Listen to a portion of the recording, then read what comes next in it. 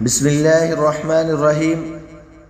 آج کے خطبہ میں انشاءاللہ تعالی سیدنا عمر بن خطاب رضی اللہ تعالی عنہ کی مختصر میں فضیلت بیان کروں گا، اور اس کے ساتھ ساتھ لاسٹ میں المناک شہادت کے متعلق بھی انشاءاللہ تعالی میں ڈیٹیل کے ساتھ اور مختصر بیان کروں گا۔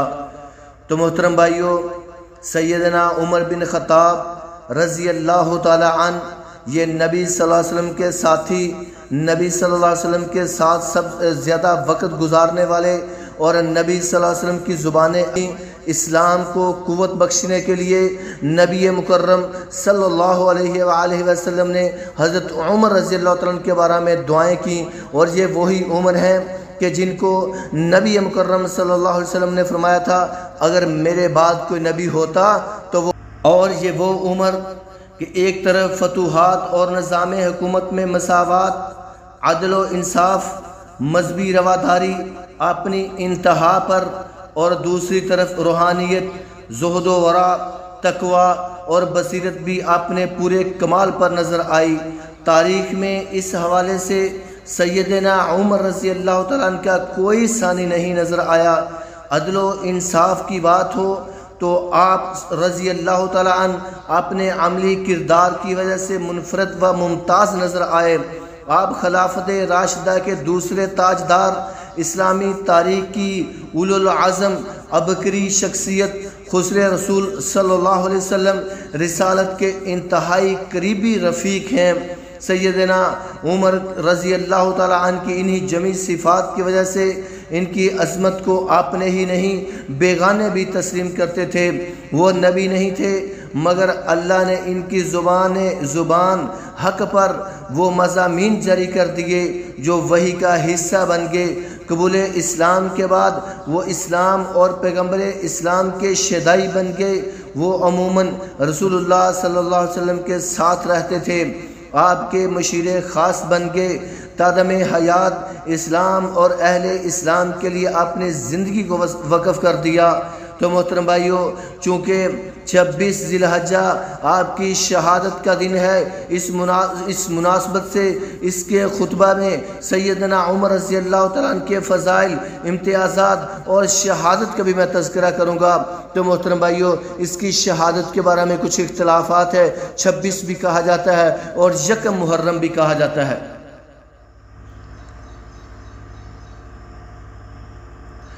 نبی مکرم صلی اللہ علیہ وسلم کی زبان اقدس سے حضرت عمر رضی اللہ تعالیٰ عنہ کے بارے میں دین کے متعلق گواہی کہ نبی مکرم صلی اللہ علیہ وسلم نے سیدنا عمر بن خطاب کی نہ صرف ایمان کی گواہی دی بلکہ آپ صلی اللہ علیہ وسلم نے تو ان کے دین کی گواہی بھی دے رکھی تھی۔ چنانچہ سیدنا ابو سعید خدری رضی اللہ تعالیٰ عنہ سے روایت ہے کہ رسول اللہ صلی اللہ علیہ وسلم نے ارشاد فرمایا، میں نے خواب کے اندر دیکھا کہ کچھ لوگ میرے سامنے پیش کیے گئے جو قمیض پہنے ہوئے تھے، ان میں سے بعض کی قمیض صرف سینے تک تھی اور بعض کی اس سے بھی چھوٹی، اور میرے سامنے عمر رضی اللہ تعالیٰ عنہ پیش کیے گئے تو وہ اتنی بڑی قمیض پہنے ہوئے تھے کہ چلتے ہوئے گھسیٹتی جا رہی تھی۔ صحابہ نے عرض کیا، یا رسول اللہ، آپ نے اس کی تعبیر کیا لی ہے؟ نبی مکرم صلی اللہ علیہ وسلم نے فرمایا کہ میں نے دین مراد لیا ہے۔ یہ صحیح بخاری کے الفاظ ہیں۔ بلکہ زبان رسالت سے ایمان کی بھی گواہی نبی مکرم صلی اللہ علیہ وسلم نے فرمائی۔ چنانچہ عبداللہ بن حشام رضی اللہ تعالیٰ عنہ فرماتے ہیں کہ نبی کریم صلی اللہ علیہ وسلم کے ساتھ تھے اور آپ عمر بن خطاب رضی اللہ تعالیٰ عنہ کا ہاتھ پکڑے ہوئے تھے۔ عمر رضی اللہ تعالیٰ عنہ نے عرض کی، اے اللہ کے رسول، آپ مجھے ہر چیز سے زیادہ عزیز ہیں سوائے اپنی جان کے۔ نبی مکرم صلی اللہ علیہ وسلم نے فرمایا، نہیں عمر، اس ذات کی قسم جس کے ہاتھ میں میری جان ہے، ایمان اس وقت تک مکمل نہیں ہو سکتا جب تک کہ میں تمہیں تمہاری جان سے بھی عزیز نہ ہو جاؤں۔ تو عمر رضی اللہ تعالیٰ نے عرض کی، پھر واللہ آپ مجھے میری اپنی جان سے بھی زیادہ عزیز ہیں۔ تو نبی مکرم صلی اللہ علیہ وسلم نے فرمایا کہ ہاں عمر، اب تیرا ایمان پورا ہو چکا ہے۔ یہ نبی صلی اللہ علیہ وسلم کی گواہی تھی۔ یہ بھی صحیح بخاری کے الفاظ ہیں، 6632 نمبر۔ اور ایک جگہ پہ نبی مکرم صلی اللہ علیہ وسلم نے عمر رسیدہ جنتیوں کے سردار عمر کو کہا تھا سیدنا علی رضی اللہ تعالیٰ عنہ فرماتے ہیں کہ میں نبی کریم صلی اللہ علیہ وسلم کے پاس موجود تھا اور اللہ تعالیٰ کے علاوہ اور تیسرا کوئی بھی وہاں موجود نہیں تھا، تو آپ کی نظر سیدنا ابو بکر رضی اللہ تعالیٰ عنہ اور عمر رضی اللہ تعالیٰ عنہ پڑی، تو آپ صلی اللہ علیہ وسلم نے فرمایا یہ دونوں نبیوں اور رسولوں کے علاوہ اگلے پچھلے تمام عمر رسیدہ جنتیوں کے سردار ہوں گے۔ تو اس کے بعد نبی صلی اللہ علیہ وسلم نے ایک اور مقام پر ارشاد فرمایا شاید عمر رضی اللہ تعالیٰ عنہ کی فضیلت کے لیے یہی کافی ہو کہ نبی کریم صلی اللہ علیہ وسلم کے بعد اگر کوئی نبی ہوتا تو وہ عمر ہوتے، جیسا کہ سیدنا عقبہ بن عامر رضی اللہ رسول اللہ صلی اللہ علیہ وسلم نے ارشاد فرمایا لو کان نبی بعدی لکان عمر بن الخطاب۔ یہ سنن ترمذی کے الفاظ ہیں کہ اگر میرے بعد کوئی نبی ہوتا تو عمر رضی اللہ تعالیٰ عنہ ہوتا۔ اور اس کے بعد ایک اور جسے دیکھ کر شیطان بھی راہ بدل دیتے ہیں، سعد بن ابی وقاص رضی اللہ تعالیٰ عنہ فرماتے ہیں کہ عمر رضی اللہ تعالیٰ نے رسول اللہ صلی اللہ علیہ وسلم سے اندر آنے کی اجازت چاہی۔ اس وقت آپ کے پاس قریش کی چند عورتیں امہات المومنین سے بیٹھی ہوئی تھیں اور آپ کی آواز پر اپنی آواز اونچی کرتے ہوئے آپ سے نان نفقے میں زیادتی کا مطالبہ کر رہی تھیں۔ جو ہی عمر رضی اللہ تعالیٰ عنہ نے اجازت چاہی تو وہ تمام کھڑی ہو کر پردے کے پیچھے بھاگ گئیں، پردے کے پیچھے چلی گئیں۔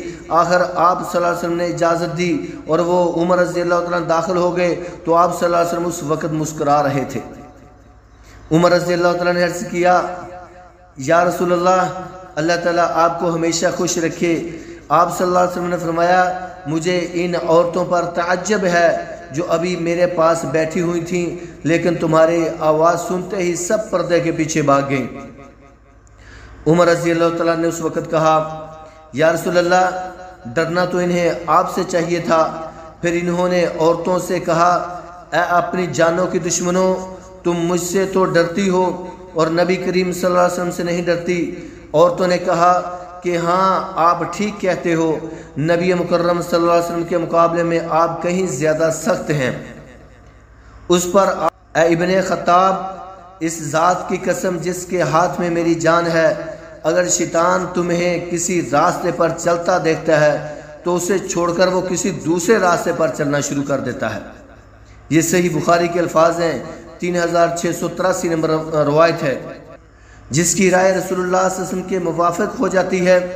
سیدنا ابو ہریرہ رضی اللہ تعالیٰ عنہ فرماتے ہیں کہ ہم رسول اللہ صلی اللہ علیہ وسلم کے گرد بیٹھے ہوئے تھے اور ہمارے ساتھ اور آدمیوں میں سیدنا ابو بکر رضی اللہ تعالیٰ عنہ اور سیدنا عمر رضی اللہ تعالیٰ عنہ بھی تھے۔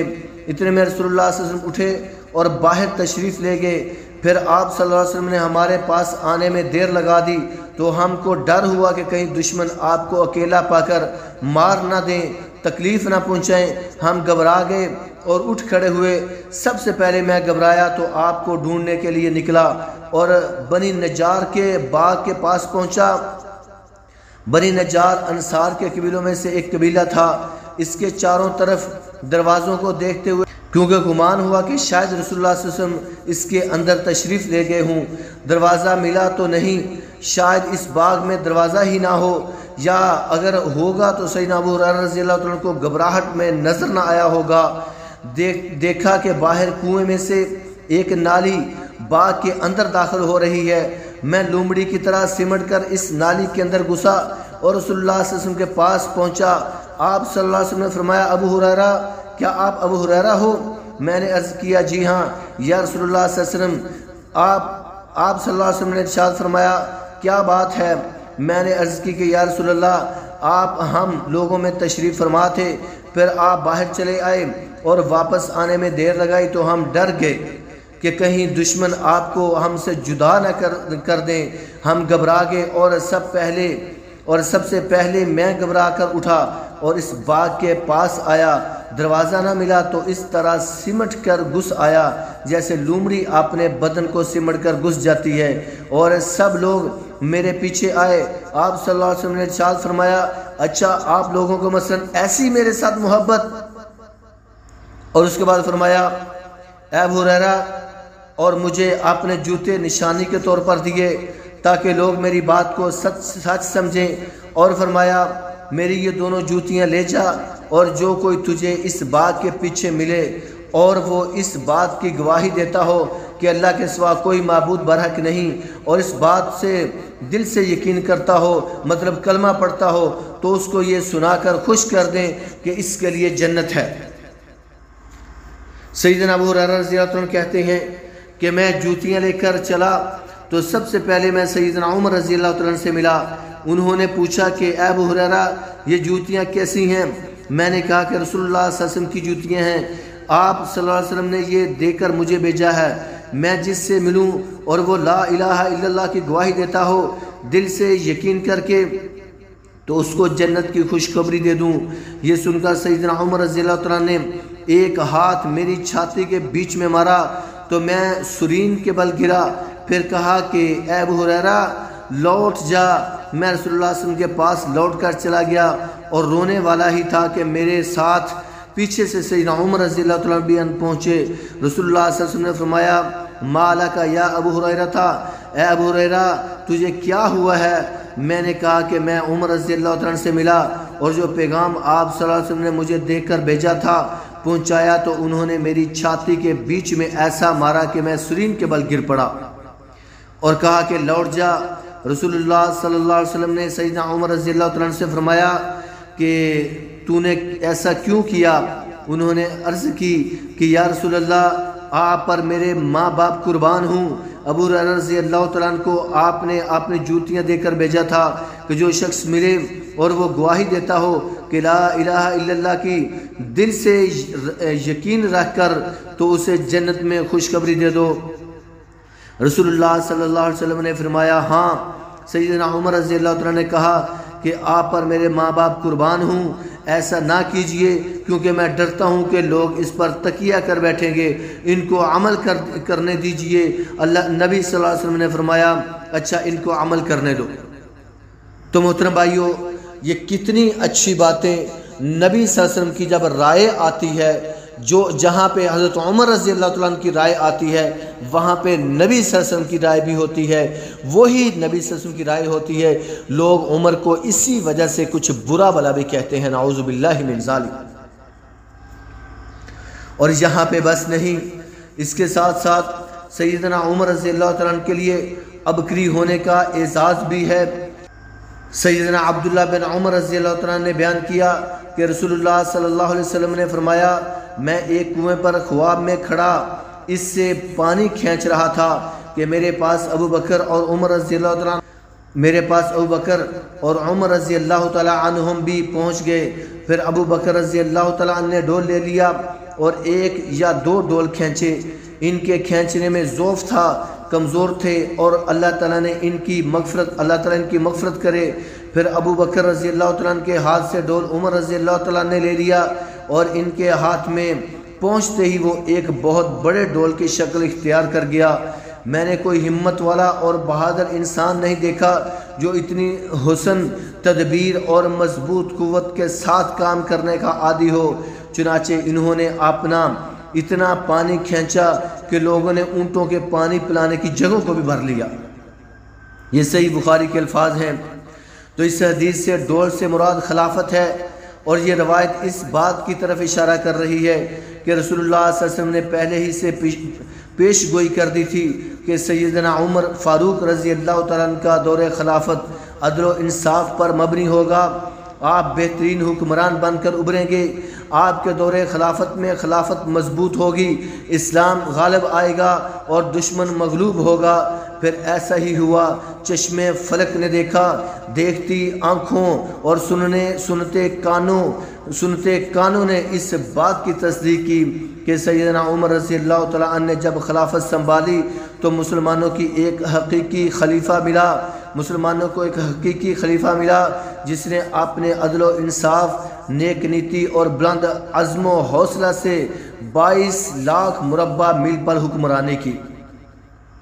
تو محترم بھائیو ان کے بارے میں باتیں تو بہت زیادہ ہیں، لیکن مختصر ٹائم ہونے کی وجہ سے میں حضرت عمر رضی اللہ تعالیٰ عنہ کی شہادت کے متعلق آپ کے سامنے کچھ گفتگو کرنا چاہتا ہوں لاسٹ میں، کہ ان کی کس طرح المناک شہادت ہوئی ہے، میں انشاءاللہ تعالی مختصر آپ کے سامنے واقعہ رکھتا ہوں۔ عمر بن مامون رحمت اللہ علیہ فرماتے ہیں، جس صبح آپ زخمی کیے گئے میں فجر کی نماز کے انتظار میں صف کے اندر کھڑا تھا، اور میرے اور ان کے درمیان عبداللہ بن عباس رضی اللہ تعالیٰ عنہ کے سوا اور کوئی نہیں تھا۔ عمر رضی اللہ تعالیٰ عنہ کی عادت تھی کہ جب صف سے گزرتے تو فرماتے جاتے کہ صفیں سیدھی کر لو، اور جب دیکھتے کہ صفوں میں کوئی خلل نہیں رہ گیا تب آگے مصلی پر بڑھتے اور تکبیر کہتے۔ آپ فجر کی نماز کی پہلی رکعت میں عموماً سورۃ یوسف یا سورۃ النحل تکبیر نہیں کہی گئی تھی کہ میں نے سنا آپ رضی اللہ تعالیٰ عنہ فرما رہے تھے کہ مجھے قتل کر دیا، کتے نے کاٹ لیا، ابو لولو نے آپ کو زخمی کر دیا تھا۔ اس کے بعد وہ بدبخت اپنا 2 دھاری خنجر لیے دوڑنے لگا، اور دائیں اور بائیں جدھر بھی پھرتا تو لوگوں کو زخمی کر دیتا۔ تو محترم بھائیو، یہ فجر کی نماز سے پہلے ہی ابو لولو جو تھا یہ اس مصلی کے پاس وہ چھپ گیا، اور اس کے بعد جیسے ہی وہ نماز پڑھانے لگے اور خنجر کے ساتھ انہوں نے کوئی زہریلی بھی چیز لگائی ہوئی تھی، تو اس ابو لولو فیروز نے، یہ مغیرہ رضی اللہ تعالیٰ عنہ کا غلام تھا، اس نے حضرت عمر رضی اللہ تعالیٰ عنہ کے پیٹ کے اندر خنجر کو مارا۔ تو ابو لولو پہلی صف کے اندر جتنے بھی لوگ تھے ان کو جو ان کی طرف لپکتا، جو ان کی طرف دوڑتا، تو جب یہ ڈر گیا کہ اب عمر کو میں نے خنجر مار دیا ہے، تو جب یہ دوڑتا تو جو بھی اس کے سامنے آتا تو اس کو یہ خنجر لگا دیتا تھا۔ تقریباً اس کی وجہ سے 13 لوگوں کو زخمی کر دیا گیا۔ ابو لولو نے 13 لوگوں کو زخمی کر دیا۔ اس طرح 13 آدمیوں کو زخمی کر دیا، جن میں 7 حضرات نے شہادت پائی۔ مسلمانوں میں سے ایک صاحب حتان نامی نے یہ صورتحال دیکھی تو انہوں نے اس پر اپنی چادر ڈال دی۔ اس بدبخت کو جب یقین ہو گیا کہ اب پکڑا جائے گا تو اس نے خود اپنا بھی گلا کاٹ لیا۔ پھر عمر رضی اللہ تعالیٰ نے عبد الرحمن بن عوف رضی اللہ تعالیٰ کا ہاتھ پکڑ کر انہیں آگے بڑھا دیا، مطلب کہ یہ جماعت کروائیں، آگے نماز مکمل کریں۔ عمر بن مامون نے بیان کیا کہ جو لوگ عمر رضی اللہ تعالیٰ کے قریب تھے انہوں نے بھی وہ صورتحال دیکھی جو میں دیکھ رہا تھا، لیکن جو لوگ مسجد کے کنارے پر تھے، جو پیچھے صفوں کے اندر تھے، تو انہیں کچھ معلوم نہیں ہو سکا۔ البتہ چونکہ عمر رضی اللہ عنہ کی قرات نماز میں انہوں نے نہیں سنی تو سبحان اللہ سبحان اللہ کہنا شروع کر دیا، کیونکہ عبد الرحمن بن عوف کو نماز کے لیے انہوں نے آگے کر دیا تھا۔ جب ان کی آواز کو سنا تو لوگوں نے سبحان اللہ پڑھنا شروع کر دیا۔ آخر عبد الرحمن بن عوف نے لوگوں کو بہت ہلکی نماز پڑھائی۔ پھر جب لوگ نماز سے پلٹے تو عمر رضی اللہ تعالیٰ نے فرمایا، ابن عباس دیکھو مجھے کس نے زخمی کیا ہے۔ ابن عباس رضی اللہ تعالیٰ نے تھوڑی دیر گھوم پھر کر دیکھا اور آ کر فرمایا کہ مغیرہ کے غلام ابو لولو فیروز نے آپ کو قتل کیا ہے، آپ کو زخمی کیا ہے۔ عمر رضی اللہ تعالیٰ نے دریافت کیا، وہی جو کاریگر ہے؟ جواب دیا گیا جی ہاں۔ اس پر عمر رضی اللہ تعالیٰ نے فرمایا، اے اللہ اسے برباد کرے، میں نے تو اسے اچھی بات کہی تھی جس کا اس نے یہ بدلہ دیا۔ اللہ تعالیٰ کا شکر ہے کہ اس نے میری موت کسی ایسے شخص کے ہاتھوں نہیں مقدر کی جو اسلام کا مدعی ہو۔ تم اور تمہارے والد عباس رضی اللہ تعالیٰ عنہ اس کے بہت ہی خواہش مند تھے کہ اجمی غلام مدینے میں زیادہ سے زیادہ لائے جائیں، یوں بھی ان کے پاس غلام بہت ہی زیادہ تھے۔ اس پر ابن عباس رضی اللہ تعالیٰ نے عرض کیا، اگر آپ فرمائیں تو ہم بھی کر گزریں۔ مطلب ان کا یہ تھا کہ اگر آپ چاہیں تو ہم مدینے میں مقیم جتنے بھی اجمی غلام ہیں سب کو قتل کر ڈالیں۔ تو عمر رضی اللہ تعالیٰ نے فرمایا کہ یہ انتہائی غلط فکر ہے، خصوصاً جب کہ تمہاری زبان میں وہ گفتگو کرتے ہیں۔ تمہارے قبلے کی طرف رخ۔ عمر رضی اللہ تعالیٰ عنہ کو ان کے گھر اٹھا کر لایا گیا اور ہم آپ کے ساتھ آئے۔ ایسا معلوم ہوتا تھا جیسے لوگوں پر کبھی اس سے پہلے اتنی بڑی مصیبت ہی نہیں آئی تھی۔ اللہ اکبر۔ بعض تو یہ کہتے تھے کہ کچھ نہیں ہوگا، اچھا ہو جائیں گے، اور بعض کہتے تھے کہ آپ کی زندگی خطرے میں ہے۔ اس کے بعد جب کھجور کا پانی لایا گیا اسے آپ نے پیا تو وہ آپ کے پیٹ سے باہر نکل گیا۔ پھر دودھ لایا گیا، اسے بھی جو ہی آپ نے پیا زخم کے راستے سے وہ بھی باہر نکل گیا۔ آپ لوگوں کو یقین ہو گیا کہ آپ کی شہادت یقینی ہے۔ پھر ہم اندر آ گئے اور لوگ آپ کی تعریف بیان کرنے لگے۔ اتنے میں ایک نوجوان اندر آیا اور کہنے لگا، یا امیر المومنین، آپ کو خوشخبری ہو، اللہ تعالیٰ کی طرف سے آپ نے رسول اللہ صلی اللہ علیہ وسلم کی صحبت اٹھائی، ابتدا میں اسلام لانے کا شرف بھی حاصل کیا جو آپ کو معلوم ہے، پھر آپ خلیفہ بنائے گئے اور آپ نے پورے انصاف سے حکومت کی، پھر شہادت پائی۔ عمر رضی اللہ تعالیٰ نے فرمایا، میں تو اس پر بھی خوش تھا کہ ان باتوں کی وجہ سے برابر پر میرا معاملہ ختم ہو جاتا، نہ ثواب ہوتا نہ عذاب۔ جب وہ نوجوان جانے لگا تو اس کا تہمند ازار جو تھا لٹک رہا تھا۔ عمر رضی اللہ تعالیٰ نے فرمایا، اس لڑکے کو میرے پاس واپس بلاؤ۔ جب وہ آیا تو آپ نے فرمایا، میرے بھتیجے، یہ اپنا کپڑا اوپر اٹھا کے رکھو، اس سے تمہارا کپڑا بھی زیادہ دن چلے گا اور تمہارے رب سے تقوی کا بھی باعث بنے گا۔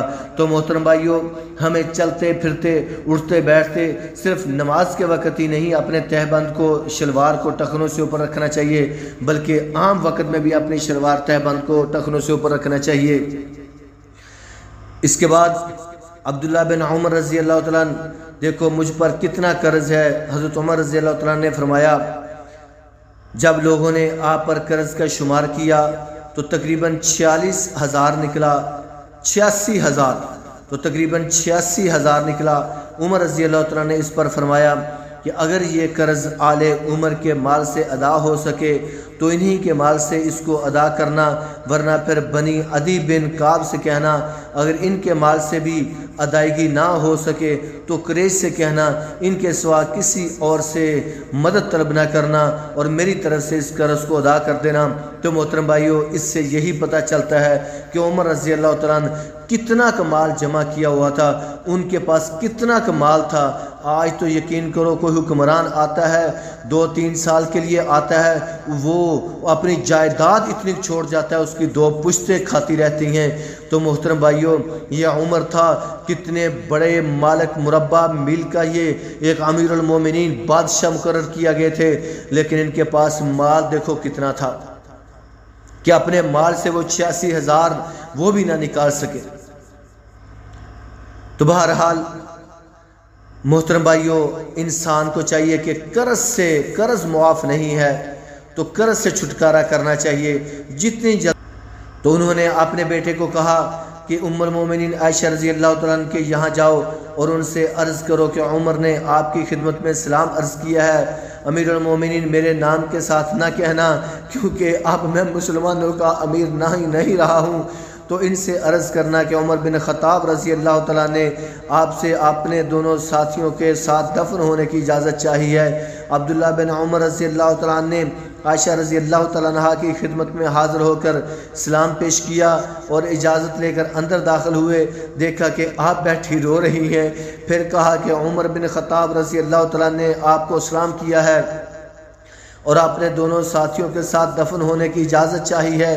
عائشہ رضی اللہ تعالیٰ نے کہا، میں نے اس جگہ کو اپنے لیے منتخب کر رکھا تھا، لیکن آج میں انہیں اپنے پر ترجیح دوں گی، یعنی کہ عمر رضی اللہ تعالیٰ کو میں جگہ دینے کے لیے تیار ہوں۔ پھر جب میرے عمر رضی اللہ تعالیٰ واپس آئے تو لوگوں نے بتایا کہ عبداللہ آ گئے ہیں۔ تو عمر رضی اللہ تعالیٰ نے فرمایا، مجھے اٹھاؤ۔ ایک صاحب نے سہارا دے کر آپ کو اٹھایا، آپ نے دریافت کیا، کیا خبر لائے ہو؟ تو انہوں نے کہا کہ جو آپ کی تمنا تھی امیر المومنین۔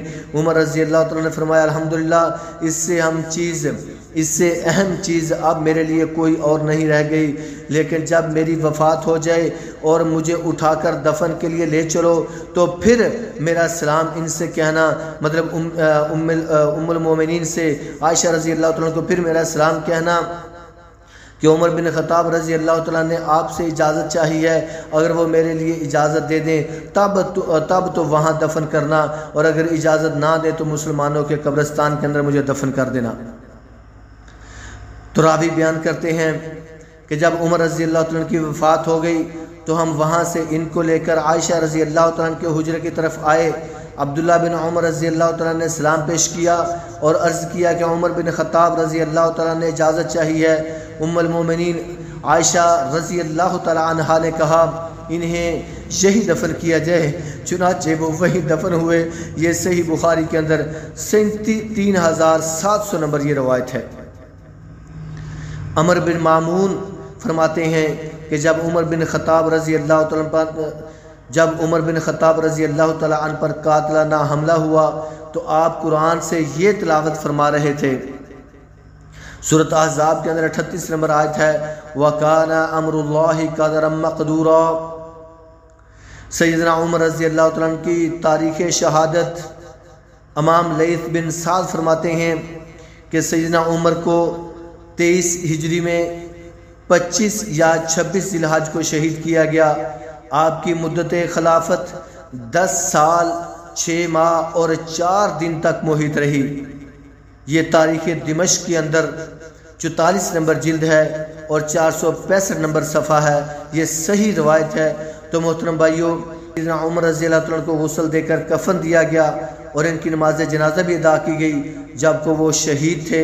سیدنا عبداللہ بن عمر رضی اللہ تعالیٰ فرماتے ہیں کہ صہیب رومی رضی اللہ تعالیٰ نے عمر بن خطاب رضی اللہ تعالیٰ کی نماز جنازہ پڑھائی۔ یہ تاریخ ابن ابی۔ تو سیدنا عمر رضی اللہ تعالیٰ کے بارے میں انا للہ و انا الیہ راجعون۔ تو حضرت عمر رضی اللہ تعالیٰ عنہ کو جب شہید کر دیا گیا اس کے بعد ان کی نماز جنازہ بھی ہوئی اور ان کے بعد ان کو غسل بھی دیا گیا۔ انا للہ و انا الیہ راجعون۔ اللہ رب العزت حضرت عمر رضی اللہ تعالیٰ عنہ کے اوپر کروڑوں رحمت نازل فرمائے۔ تو محترم بھائیوں، اس کے بعد صحابہ کرام کی بہت زیادہ حالت وہ تشویش ناک ہو گئی تھی۔ صحابہ بھی اس کے بعد بہت پریشان ہو گئے تھے۔ اللہ تعالیٰ ان کے اوپر اپنی کروڑوں رحمت نازل فرمائے اور جو انہوں نے کارنامے انجام دیے ہیں اللہ اپنی بارگاہ کے اندر قبول و منظور فرمائے۔ تو محترم بھائیوں، یہ عمر رضی اللہ تعالیٰ عنہ کے بارے میں واقعات ہیں۔ تو اس طرح کی سیرت کے واقعات آپ لازمی سنا کریں، اپنے دوستوں کو شیئر کیا کریں تاکہ اپنے ایمان کو تازہ رکھا کریں اور اپنی محبتوں کو صحابہ کے ساتھ اجاگر کر کے رکھیں۔ جب آپ لوگوں کے اندر جایا کرو تو اس طرح چھوٹے چھوٹے واقعات اپنے دوستوں کے اندر بھی بیان کیا کرو۔ اللہ تعالیٰ مجھ سمیت آپ سب کو صحیح معنوں میں عمل کرنے والا بنا دے۔ اقول قولی ھذا